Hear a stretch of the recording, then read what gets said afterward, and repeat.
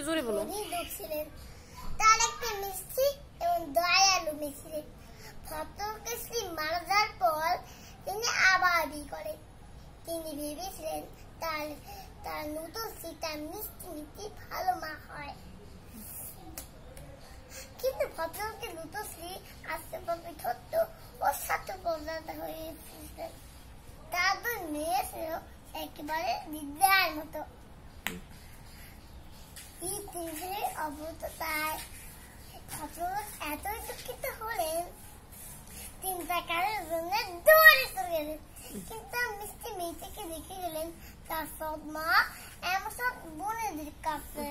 মিষ্টি মেয়েটি তার সৎ বোন আর সৎ মাকে খুব ভালোবাসত, তাদের সাথে কথা বলতে।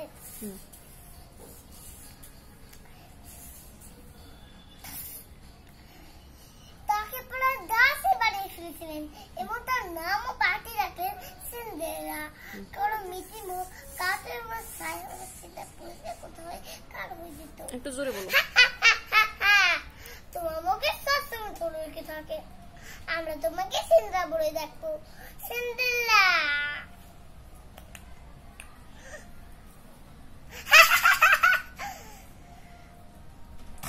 রাজা এদের দরবারেতে এলো। রাজা রানী এখানে যেসব মেয়েরা থাকে তাকে কাল অনুষ্ঠানে অনুবাদ জানিয়েছে। ওনাদের ছেলে মানে রাজপুত্র সব মেয়েদের সঙ্গে নাচ করবে এবং তার স্ত্রীকে বেছে নেবেন। এই এমনটা সবাইকে খুশি করে দেওয়া হলো। আনন্দ, রাজপুত্রের সঙ্গে নাচ করবো। আমরা করে আমাকে সঙ্গী হিসাবে আমাকে বেচতে আমি দেখবো যেন সব মেয়েদের মধ্যে আমার দুই মেয়েকে সব থেকে বেশি সুন্দর দেখতে লাগে। অনুষ্ঠানে যাওয়ার জন্য সিন্ডারেলা মা ডান্সের জামা দুটো কিনে আনলেন তার নিজের দুই মেয়ের জন্য, কিন্তু সিন্ডারেলার জন্য কিছু আনলো না। মা, আমি অনুষ্ঠানে নতুন কিছু পরে দিতে চাই, আমার এই জামা পরার মতো আর কিছুই নেই। সিন্ডারেলা, এই জামাগুলো তোমার জন্য সঠিক, কারণ তুমি এই বাড়ির দাসী। আর তোমার জানো যে এই দাসীরা কখনো রাজপুত্রের সঙ্গে আসে না, অনুষ্ঠানের জন্য। বিশেষ সিন্ডারেলা বাড়িতে বসে একা একা কাজ করবে, আর বাকিরাও পালে পায়ে অনুষ্ঠানে চলে গেলেন। Hello Cinderella. হ্যালো, আপনি কি? আমি তোমার পূর্ণিমা। তুমি কি অনুষ্ঠানে যেতে চাও? আমি চাই তো, কিন্তু যেতে পারবো না। আমার পড়ার মতো কোনো ভালো যাওয়া নেই, আর যাওয়ার জন্য একটা গাড়ি পছন্দ নেই। তোমার যা দরকার তুমি তাই পাবে। তুমি অনুষ্ঠানে যেতে পারবে যে আমি আমার বোন দাল ঘুমাবো। সিন্ডারেলা মা নতুন ঝামলে হয়ে এলো, তার দুটো সুন্দর কাপড় যুক্ত হয়ে গেল। ও দারুণ! এরপর পুলি সিন্ডারেলাকে নিয়ে বাগানে নিয়ে গেলেন। একটা তরমুজকে বানিয়ে দিলেন সোনার ঘোল, আর একটা বাগানে খেতে থাকেন ইঁদুরকে বানিয়ে দিলেন গাড়ির তলা ঘোড়া, আর একটা বড় ইঁদুরকে বানিয়ে দিলেন ডালওয়াট, আর একটা ছোট্ট বানিয়ে দিলেন তালুকি। এবার আমি অনুষ্ঠানে যেতে পারি। আপনাকে অনেক ধন্যবাদ পূর্ণিমা। আনন্দ করো সিন্ডারেলা, তবে মধ্যরাতে ঘুরতে ফিরে আসবে, কারণ তারপর আমার দুধ কমে যাবে। আর এই যে সুন্দর জামাটা পরে তুমি পরে আসো, ডালওয়াট, এই তালুকি আর এই ঘোড়া ঠিক আগে যেমন ছিল তেমন হয়ে যাবে। আমি বাসাতে আগে ফিরে আসবো পূর্ণিমা। Good bye. সিন্ডারেলা অনুষ্ঠানে যাওয়ার জন্য তৈরি হয়ে গেলেন।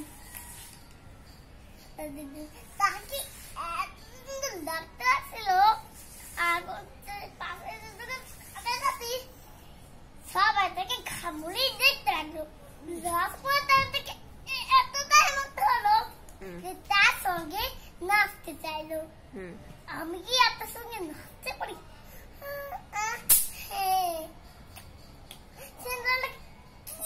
পারলো না। আর সে রাজপুত্রের সঙ্গে নামতে পেরে খুব খুশি হলো। ওই মেয়েটি কে? রাজপুত্রের সঙ্গে ওর সঙ্গেই নাচ করতেছে। আমি ওকে আগে কখনো দেখিনি। ও নিশ্চয়ই লাসোনা, আর কি থোড়ে কি হবে। রাজপুত্রের সঙ্গে নাচতে দেখে সময়ের কেমন বেড়ে গেল। তাড়াতাড়ি মাসলা হয়ে গেল। আমার খবর করবে লাসমা, কিন্তু তবেই বেলা আমাকে যেতে হবে। দাঁড়ান, আপনার নামটা তো বলে না, আর আপনি কথা শোনেন, তাহলে আপনার আপনার দেখা করতে পারেন।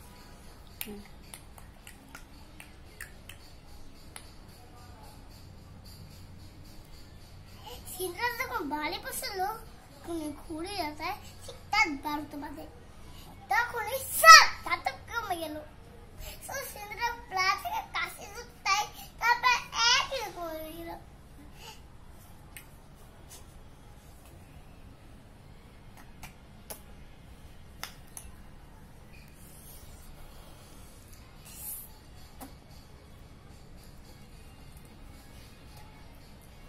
পরের দিন নাচতো আবার আসে, আর সেই বাড়িতে রাজপুত্রকে নিয়ে যায়। রাজকুমারী দিদি, উনি নিশ্চয়ই আমাকে বিয়ে করতে চান। নো, আমাকে। লাদুদের হাতে ছিল সেই এক পাটি কাঠের জুতো, যে সিন্ডারেলা প্লা থেকে খুলে গিয়েছিল। এই জুতো যাবার আমার থেকে খুঁজছে। এই জুতো যাবার হবে রাজকুমার তাকেই বিয়ে করবে। এই জুতোটা আমার। এটা আমার পালাকে বড্ড বলো। এটা আমার পালাকে বড্ড ছোট। রাজপুত্র ঠিক করে সিন্দ্রা একটা কোণে দাঁড়িয়ে আছে। সে সিঁড়ি অনুসারে দেবতাকে দেখতে পেরেছিল, আর তার থেকে একদমই অন্যদিকে যাচ্ছে। রাজকুমার তার দিকে দেখতে থাকলো।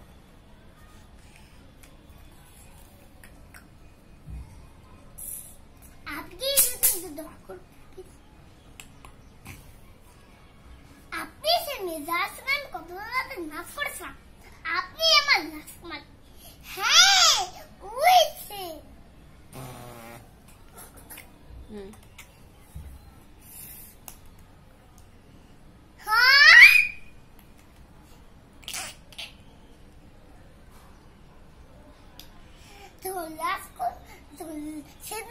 রাজকুমার বিবাহ গেল, আর তার সবাইকে অনুষ্ঠানে অংশগ্রহণ করে দিল। কাউকে বাদ দিল না। সে তার সব বোনদের আর মাকেও নিমন্ত্রণ দিল। ঠিক করেছিলেন তাকে সবাইকে সিন্দ্রার মতোই বানাবেন। সিন্দ্রা রাজকুমার বিবাহে একই অংশে থাকতেন। সিন্দ্রা